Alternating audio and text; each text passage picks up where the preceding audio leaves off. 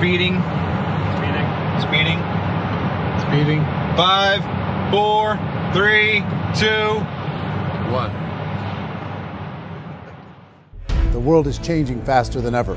What used to take decades is now taking years or even months. What you see right now is the illusion that people have had for many decades about the workplace being this secure place to work the rest of your life. For the first time in the history of our nation, our children will not do as well as us. We've seen our friends get laid off. We've been laid off. We've had our pay cut. People are overworked and underpaid. They seem to have less time and less freedom. They live under constant pressure. This is going to be forced. And so even if your employer loves you, they may have to cut you. There's something wrong that on Monday morning, the heart attack rate increases by 35%. Technology is accelerating, job security is declining. It just doesn't seem like the old models of making a living are as reliable as they used to be. Every aspect of our lives, there's a better way out there, but we're still doing it the old way. We live in the greatest country on the planet, and there are a lot of people sitting around complaining and being cynical. Like everyone's whining about this old model, and I'm like, why don't you leave it? Look at all this over here. Look at all this opportunity. Since so much of our lives revolve around our work and the way we make our living, many people are thinking there just has to be a better way. The biggest challenge facing our world today is not making money, is what are we going to do with all the displaced, unemployed people? People are afraid that they're going to make the wrong decision. People are afraid of the unknown. People are afraid that maybe I don't have the skills. Hey, sports fans. Industrial age is over. It's dead. It's dying. That's why going to school to get a job is an obsolete idea. A steady paycheck is an industrial age idea.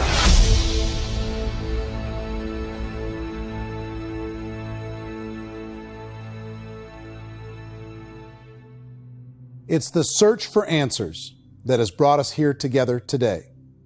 My name is Eric Worre, and for almost 30 years I've been an entrepreneur, struggling at times, but ultimately succeeding. As a best-selling author, speaker, and business owner, I've spent my entire career helping millions of people around the world to become entrepreneurs. And I believe strongly that there is, in fact, a better way when it comes to how we make a living. The career landscape has changed dramatically, and many are still working in a model that is completely out of date.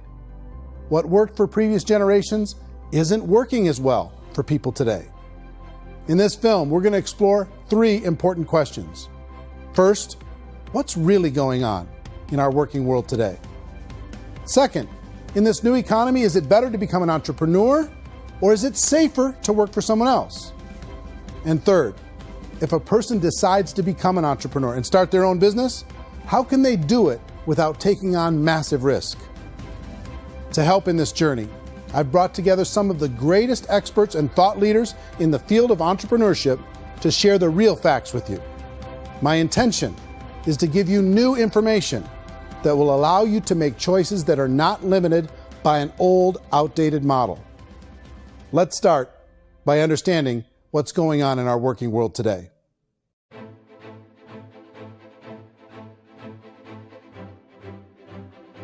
Let's look at unemployment. 30-40% of the people are honestly not working, but would be working. What our government does is if you haven't found a job in 6 months, we don't call you unemployed. We pretend you dropped out of the labor force. I've often said that unemployment, particularly structural unemployment, that's unemployment due to technological changes, is the first sign of economic growth. Think of it, 10 people live on an island. They go out every day and fish. One day, new technology shows up. A missionary brings them a net. Now, using the net, one pilots the boat, one throws the net. 2 fishermen can do all the work 10 used to. That's a 500% increase in productivity, 2 doing the work of 10, in one day. You don't have to learn a lot to learn how to throw a net instead of throw a fishing line. The island's got a big problem, 80% unemployment. But the island still has all the wealth of the fish because the 2 people produce as much fish as 10 did. Now, of course, looking back in history, these changes used to take thousands of years. And during that time, we went into farming and transportation. Some of us became doctors and some teachers and lawyers, and we developed all these new professions and new manufacturing jobs. Today, these changes are occurring literally in one day when a new technological advance occurs, and we don't have the social structures to deal with it or to retrain the unemployed people. So one of the things that I think is interesting as I travel across the country and really travel around the world is the way that we work and the way we get paid for work is changing pretty dramatically. On a global basis, everything is being turned upside down because of the rapidly advancing technologies. They are eliminating many jobs, and we have been left with many people not prepared for the jobs that exist. A lot of demand in public companies was to squeeze out all the fat and to get just as much margin as we possibly could, and fat equals humans. So this idea of job security in information age is so obsolete, but it's still taught inside our school system. And that's where the problem starts. There's no financial education in school system, and people are still trained to be employees to work for that paycheck. This is a chart on the middle class. What's happening in the middle class, those that went to school, their incomes have been coming down for years. And parents still say to their kids, go to school, get a job. Now what happens to all those middle class people who are dropping off the ends of off the chart? Well, they become what's called working poor. And this is what happens to working poor. But they say poverty is ending. Well, poverty may be ending, but working poverty is going up. And this is food stamp usage. So food stamp usage in America is going through the roof right now because people cannot earn what they call a living wage. Most people have experienced financial pressures that I think are probably greater than they have been in the past. If you're not working for yourself, then it's going to be a pretty hard road for a lot of people. Today, if you're going to control your future, the 40-40 plan is gone where you can graduate from college and get a job and work for 40 hours a week for 40 years. That day is gone. So some of these charts actually tell you what's going on. And this is a really interesting one, you know. People are going back to school because if I go back to school, I'll get a nice job. But this is what's happening to, it's called Sallie Mae, which is the student loan guys. Student loan is going through the roof. It's now over $1 trillion, and student loan debt is worse than credit card debt. So when people stopped using credit card, the government got people into student loan debt. And the problem with student loan debt is you can never be forgiven. See, with credit card debt, you can declare bankruptcy and all's forgiven. But student loan debt, you can declare bankruptcy, you still owe it. It's the worst of all debt. But this is the next picture. Look at this chart here. This is what's happening to wages of college graduates. It's going down. So you go to college, you rack up all this debt, but you earn less money. Now, that's not that intelligent. Average person who's been working a lifetime in America today is ending their lifetime at 65 with about $41,000 in assets. They earned just enough to survive. I think in the United States we have something like $17 trillion in debt. That's just the federal government debt. We got another 2 in municipal and in other, let's call it almost 20 trillion government. We've got 40 trillion in private debt. That comes up to close to 60 trillion. When you then add something we never had before, what you were talking about, when we look at the unfunded portion of Social Security and primarily Medicare, Medicaid, that at the most conservative estimates from outside firms, Kleiner Perkins, 67 trillion and growing. That's more than all our other debt.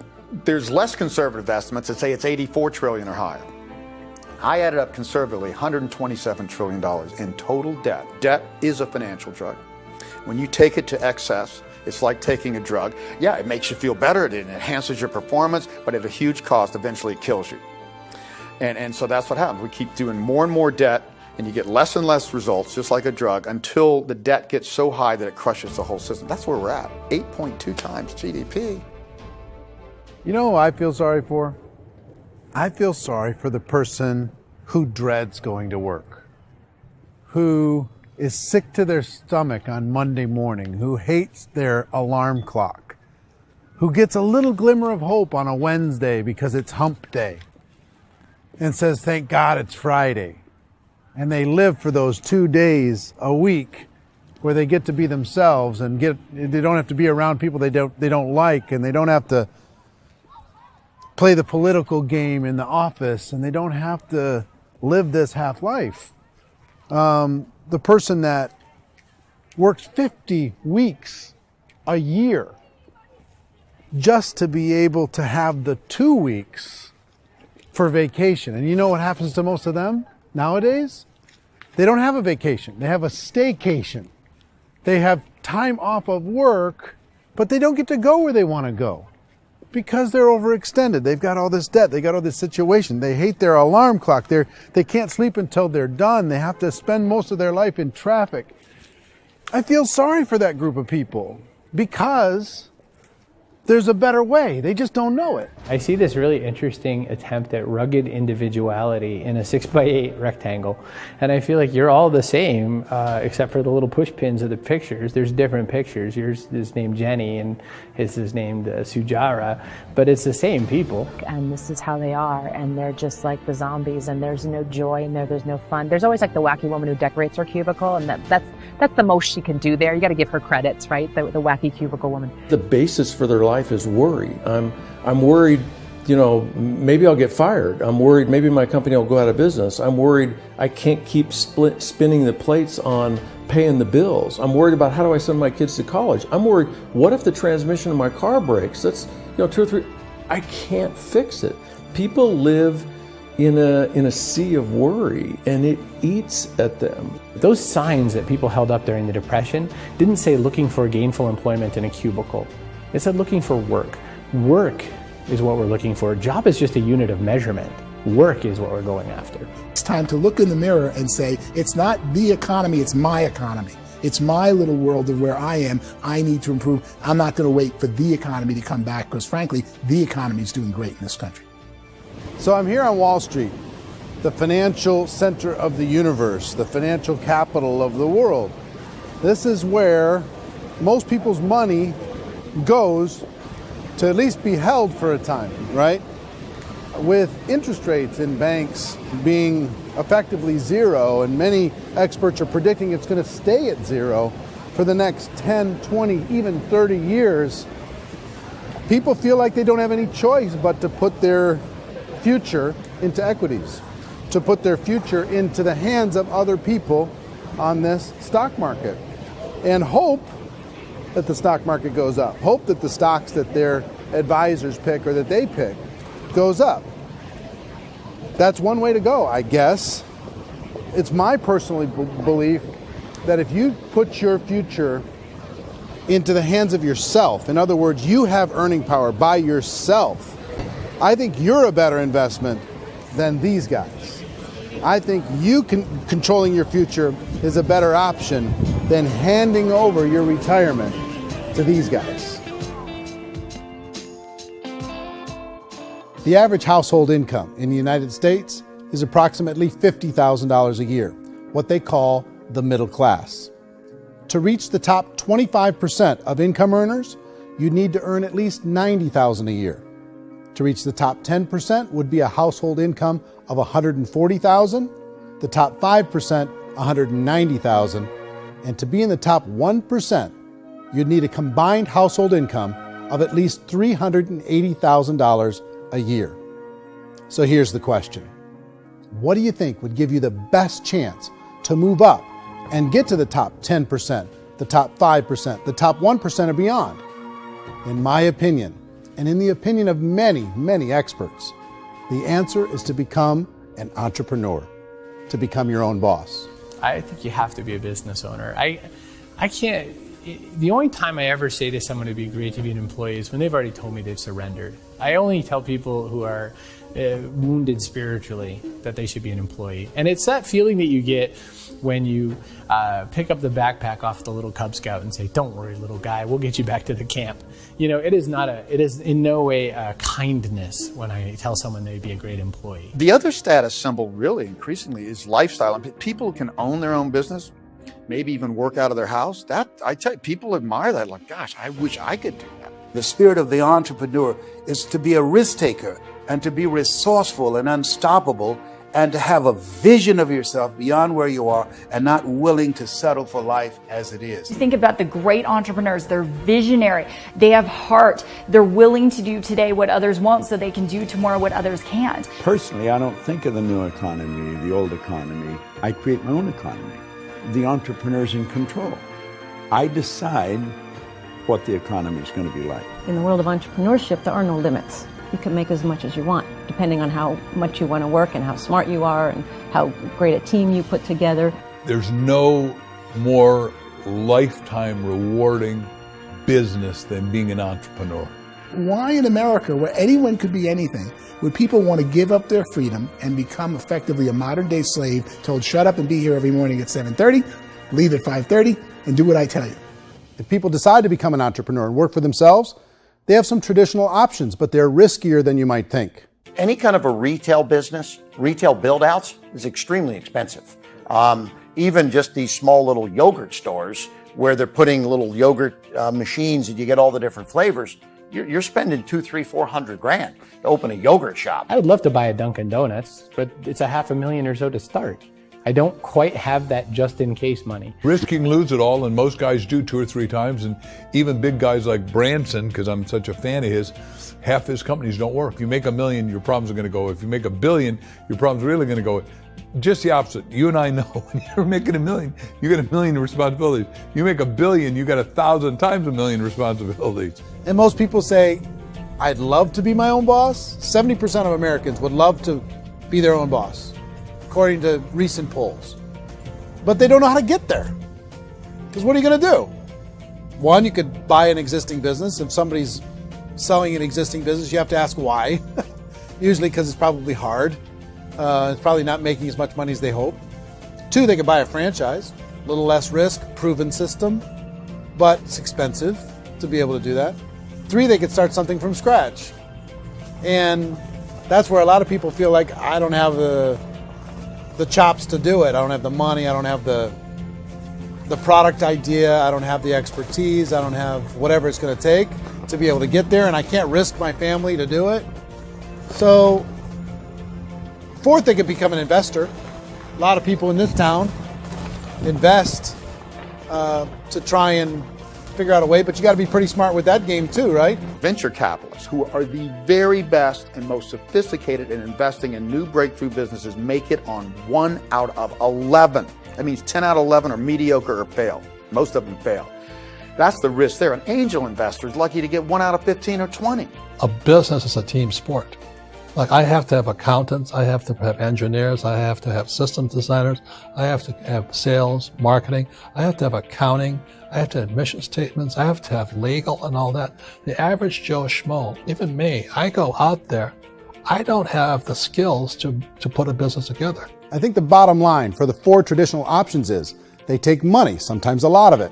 They take expertise, and they take time. All of that adds up to just too much risk for most people. I bought a business from somebody else, and it was a lot of work. And you start wondering, what did I just buy? Because I guess ultimately I own your email list, and I just overpaid for it. People that start their own business, they spend a lot of money, they spend a lot of time, a lot of effort to get things started. And the more you invest on the upfront, the harder you typically work at it. I can tell you what the success rate is of a restaurant. What is it? They're crazy enough. About 90% of them fail. About 90%, in how quickly? Year less. Wow. And if we're talking non-franchise, we're talking franchise, Sure. That's totally different. Yeah. But our students aren't getting franchise restaurants. You got to invest big money. Exactly. And with someone like McDonald's, you've had to work with the company for a long period of time, really know the Even have a chance at investing $1 million. have a chance, and it's a slim chance. What if there was a way that you had all the proven aspects, the comfort aspects, and you could still control your own life? What if there was both? In other words, you didn't have to create everything from scratch. You didn't have to be a super leader. All you had to do, what if there was a proven product already? You didn't have to create the product. And there's a proven system already, proven training already. Everything except an employer. That was the only thing that you didn't have. Do you think more people would be open to working for themselves in that environment?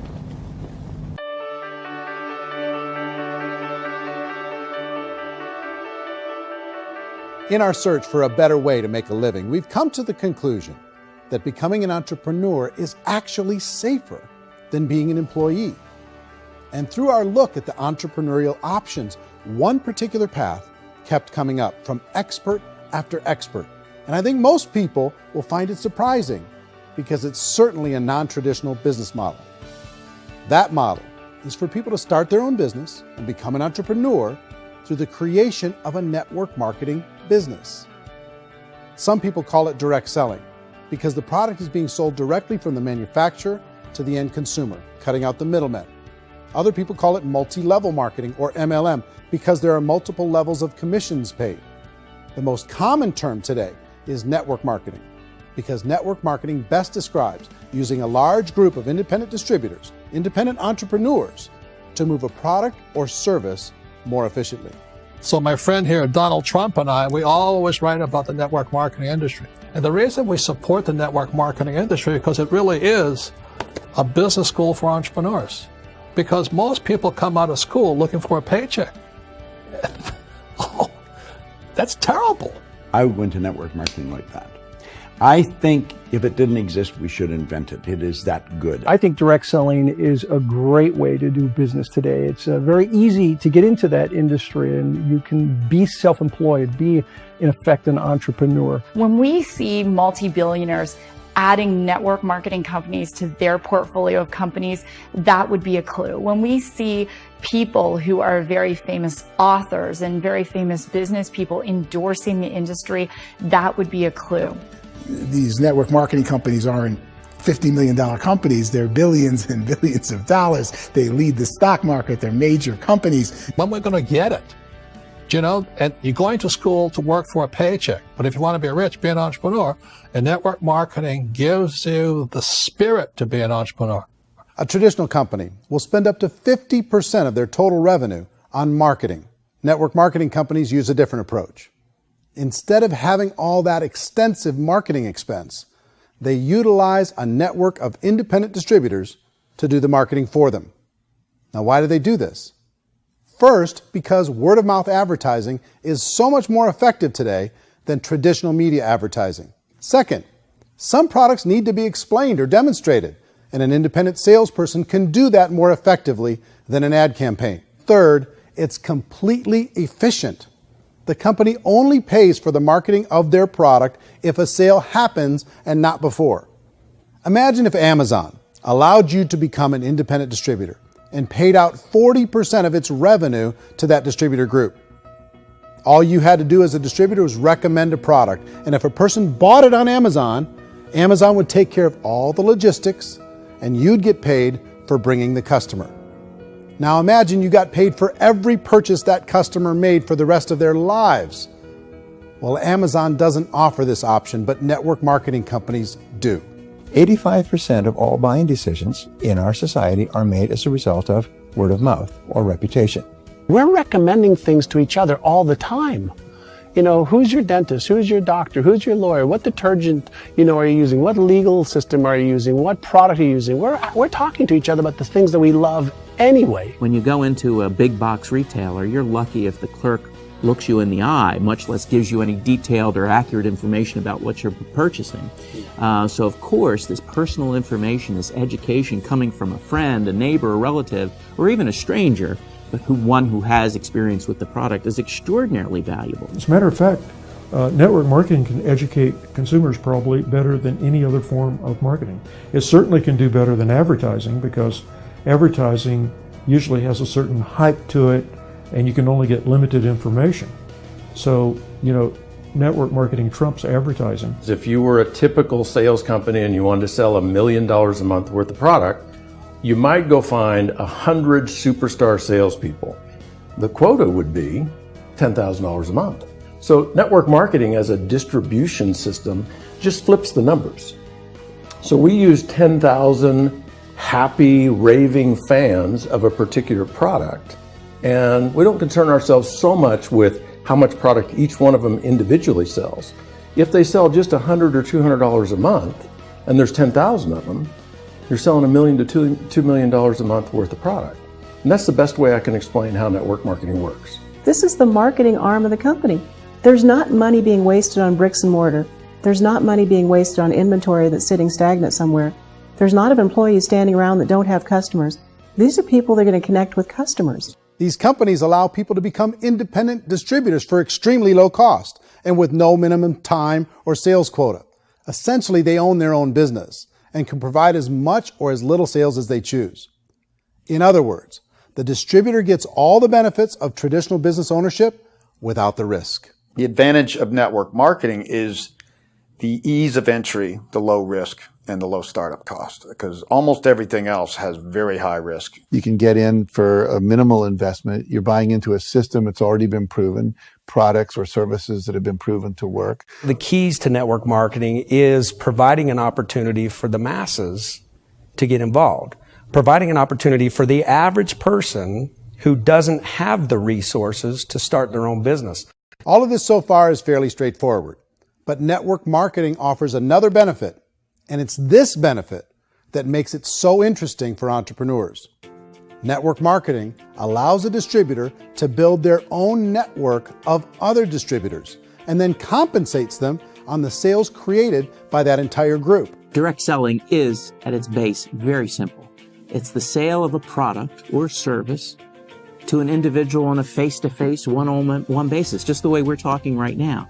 But there's an important element as well, and that's the offering in conjunction with that sale of product, the offering of an opportunity for someone to make something of themselves. No matter what your social status is, no matter what language that you speak, I mean, look how many unbelievable people are becoming successful that speak every kind of language out there. What an awesome gift to give the world. Instead of having to work your way up in a system and prove that you could be a sales manager, they just decided everybody can be a sales manager. Everybody gets to build a sales team from day one. And so what that brought into the system of growth as a direct selling company is the concept of compounding or geometric progression.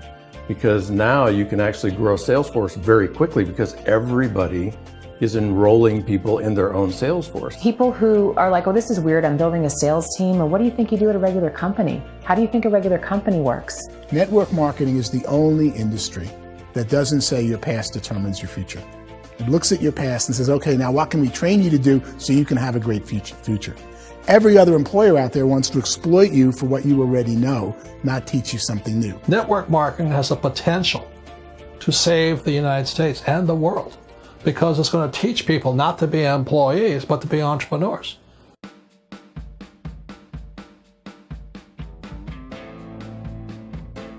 According to the Direct Selling Association, if you add up all the network marketing companies around the world, they combine to do over $178 billion a year in retail sales. To give you an idea of how big that really is, the NFL, the National Football League, does approximately $9 billion a year. The music industry does a little more than $16 billion a year, and the movie industry does about $80 billion a year.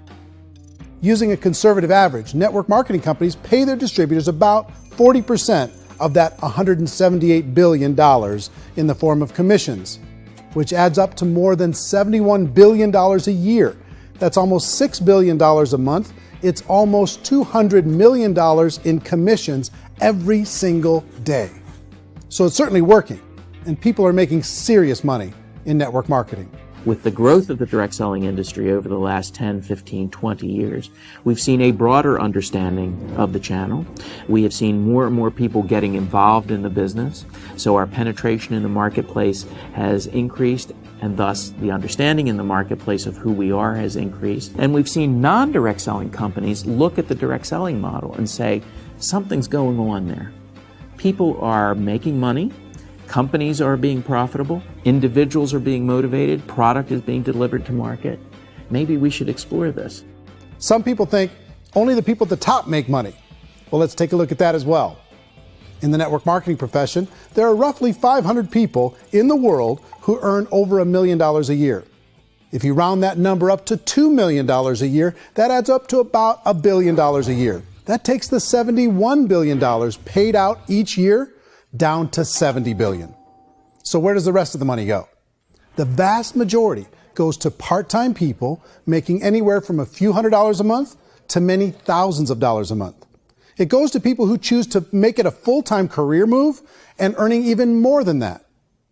Every day, people are using the money they earn through network marketing to pay off debt, have more fun, and improve the quality of their lives. Everyone I know in network marketing has been doing that since the 50s. They go to work when they want to go to work. They stop working when they want to take time with their children to have a leisurely breakfast and discuss issues and drive them to school. They go back to work when they get home, wherever they're working out of. The biggest thing that I've seen is people that have become much happier in their life. MLM has probably made more millionaires of more people in more countries, and I've spoken to them in 67 countries than any other single form of business, starting from nothing. If they have a choice between working a job for the next 10 years or working a network marketing business for the next 10 years, the result of working the network marketing business will be better. A lot of people within the industry go on and make this a career and do extremely well at it. Network marketing has been nothing but good for everyone I know that's been involved with it because they did it seriously and they played full out and they've been very successful. It's been a constant barrage of success stories and people showing off stuff that they got as a result of it. How many people are involved? Approximately 16 million Americans and 96 million people around the world are currently participating in network marketing. And in a recent poll, 82% of those people report a good, very good, or excellent experience with network marketing. So people are happy.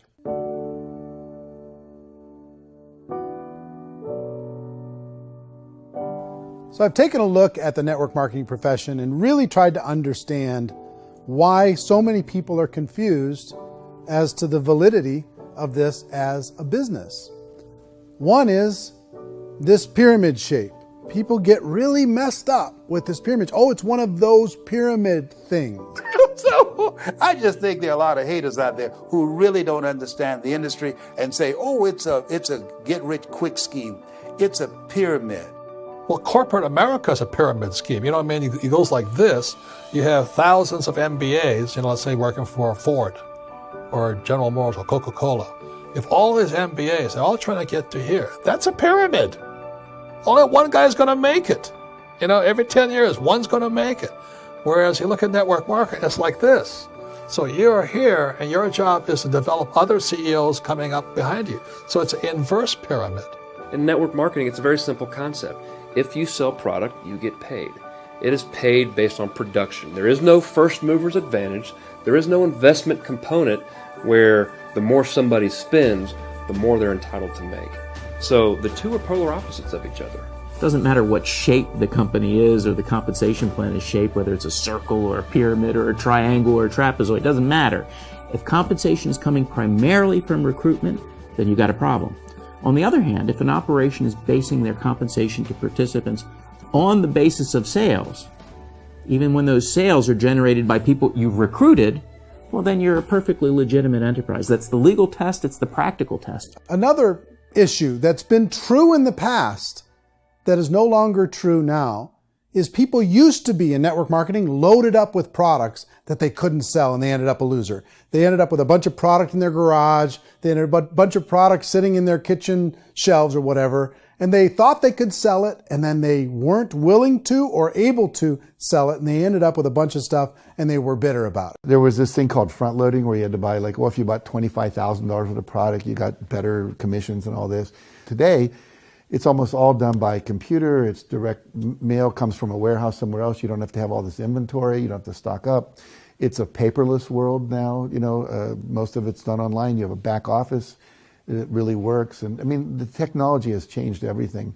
Third issue is people start talking about 99% of people in network marketing don't make any money.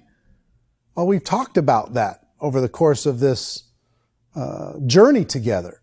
Almost $200 million a day is being paid out to network marketing distributors around the world. The naysayers, the people who say that it doesn't work, are usually the ones who just don't know how to make it work for themselves. And so they're giving you an opinion, and I tell people, don't confuse people's opinions with expertise, because opinions are free.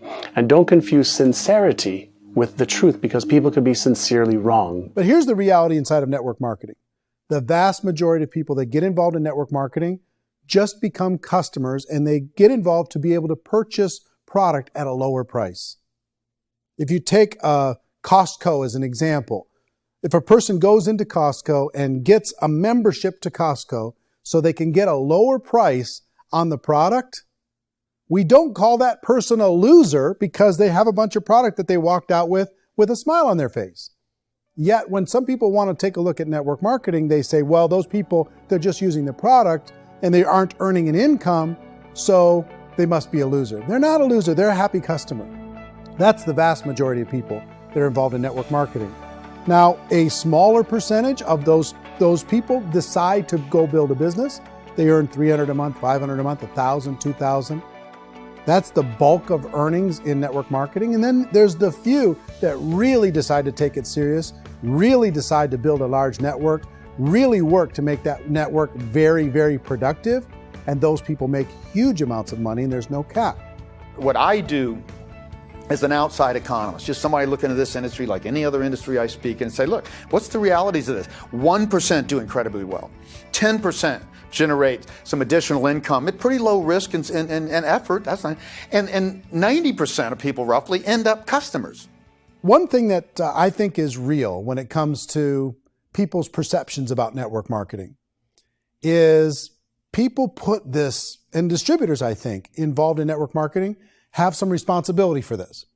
They have sometimes unrealistic claims about the product or about the income. Most people who become distributors, they want the money, they want to be successful, but they don't have the skills. They don't know what to do. And when people don't know what to do and they're in a new business, they're scared. And when they're scared, they panic and desperation kind of sets in. So they think everyone they talk to has to get in.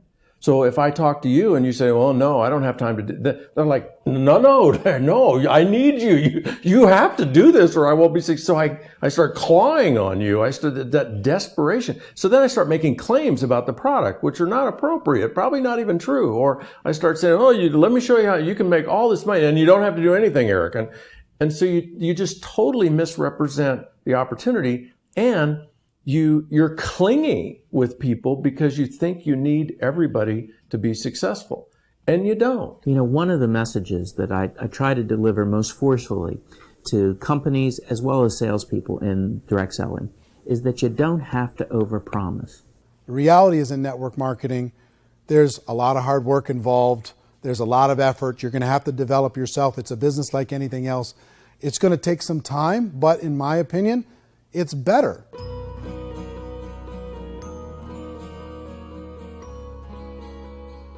It's light years better for people starting today than it was even 5 years ago. I think it's more widely accepted now, and people understand it is a business. It is being an entrepreneur. It is being a business owner. Our belief system is based upon our evaluation of something.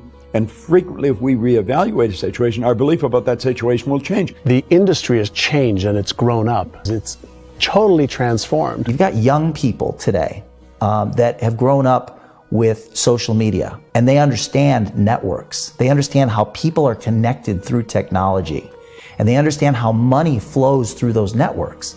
So when they see network marketing, they don't see it the way their parents saw it. And we've all learned, the larger industry that you represent, has all learned from those mistakes and flaws and errors that have happened early on. Early algorithms didn't work the right way. That's all fixed. It's like when they design a computer program, they design the program, then they run it, and then they go back through and they debug it.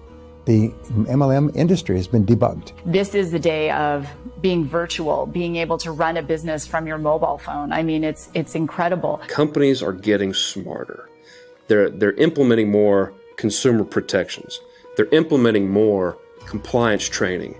They're doing more with respect to product research. If you do get involved and you make purchases of inventory, even on a voluntary basis, if you decide that this business is not for you, you can leave and have that inventory repurchased by the company. There's no other business that offers that kind of protection on a voluntary, self-regulatory basis.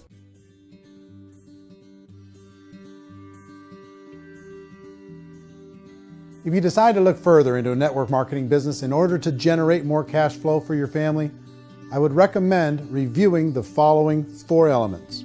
First is the product or service. And on the product or service, I would ask 5 important questions. 1, do you like it? Is it something you would feel comfortable sharing with others?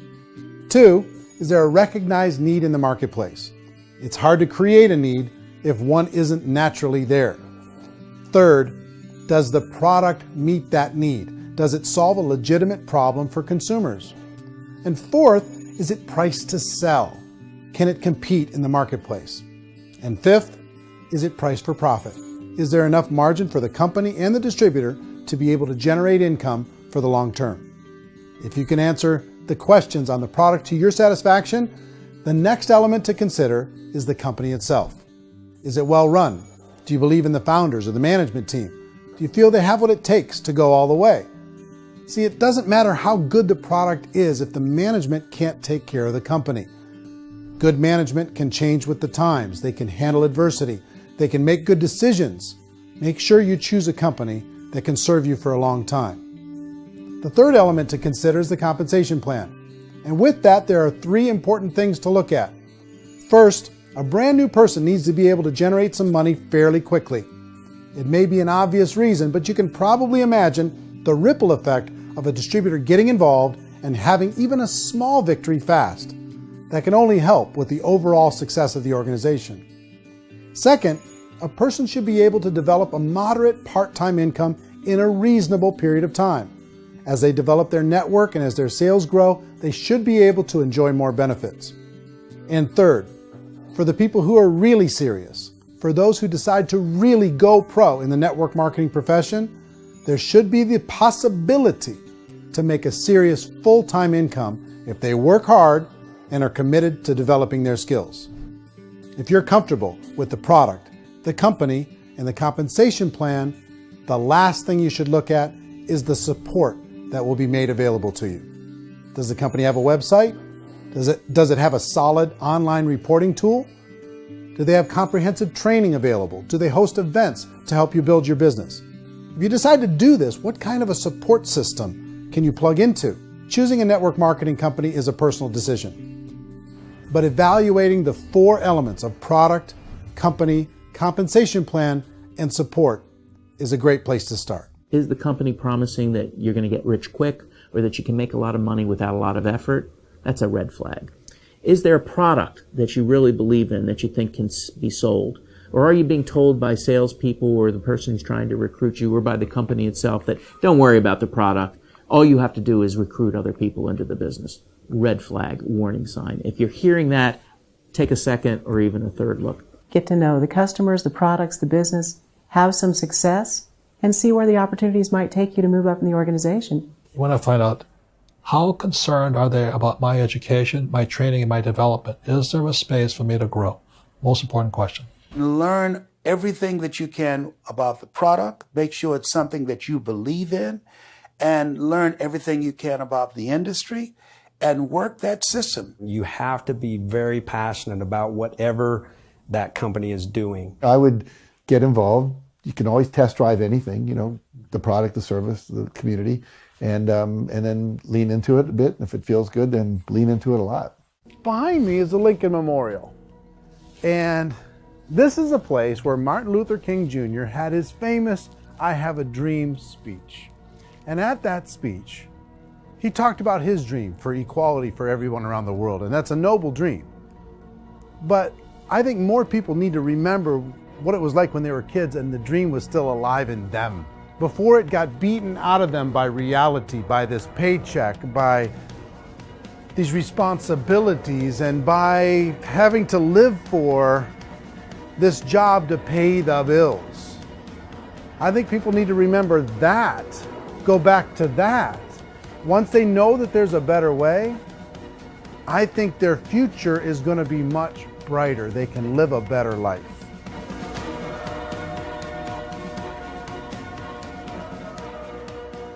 So if you're considering getting involved in a network marketing company, let me offer you just a few pieces of advice. First, network marketing isn't perfect. It's emotional, it's challenging. Like any entrepreneurial venture, it can have its up days and its down days. But if you have an entrepreneurial bone in your body, it's just better. Second, if you're going to do it, decide to be professional. Decide to go pro. It's better to do that than just be this amateur sticking your toe in the water.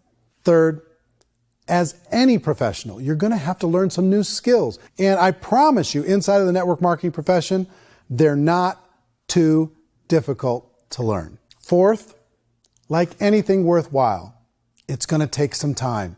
Don't expect that you're going to get to the finish line right out of the gate. And fifth, it's worth it. It's worth it to be able to take charge of your life again. It's worth it to be able to control your own financial situation. It's worth it for the people you're going to be able to spend time with. It's worth it for the things you're going to be able to see and the experiences you're going to be able to experience. It's worth it for the causes you're going to be able to contribute to, the lives you're going to be able to touch, the customers you're going to be able to help, the friendships you're going to be able to develop. I promise you, it's worth it. Remember, most people are searching for answers just like you are. But I do have to tell you the catch to network marketing. If there is a catch, if you want to understand this from an emotional point of view, people say, well, it sounds too good to be true. It's not, it's hard work. But here's the catch. Most people still don't understand it. So you're going to have to endure the loss of social esteem from ignorant people. The uneducated will think less of you.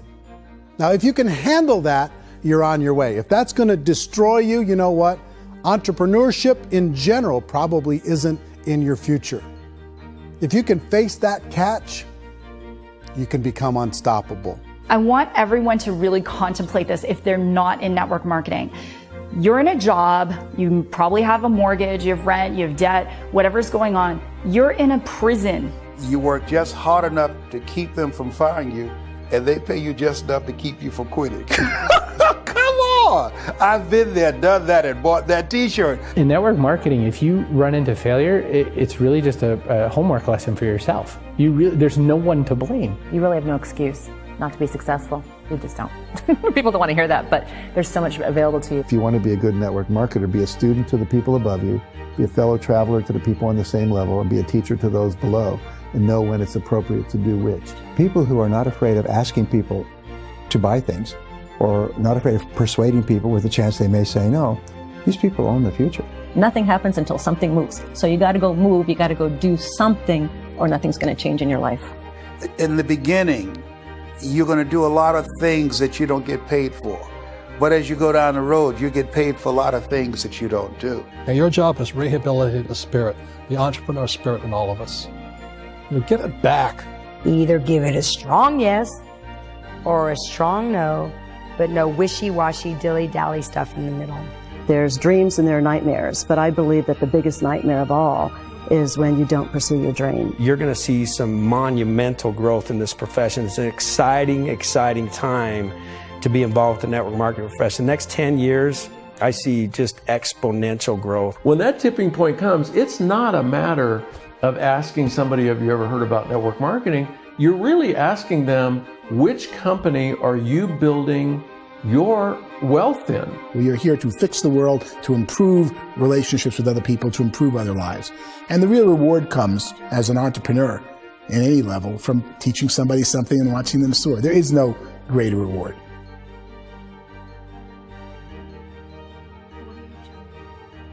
Life's too short to spend it living someone else's dream instead of your own. It's too short to spend it living at a fraction of your potential. Can being an entrepreneur be a challenge at times? Sure. But here's what you get in exchange. It can be yours. Something that you built, something that you created, something that you made happen. This balloon represents your dream. It represents entrepreneurship. My wish for all of you is that you would reach out and grab it. The choice is up to you.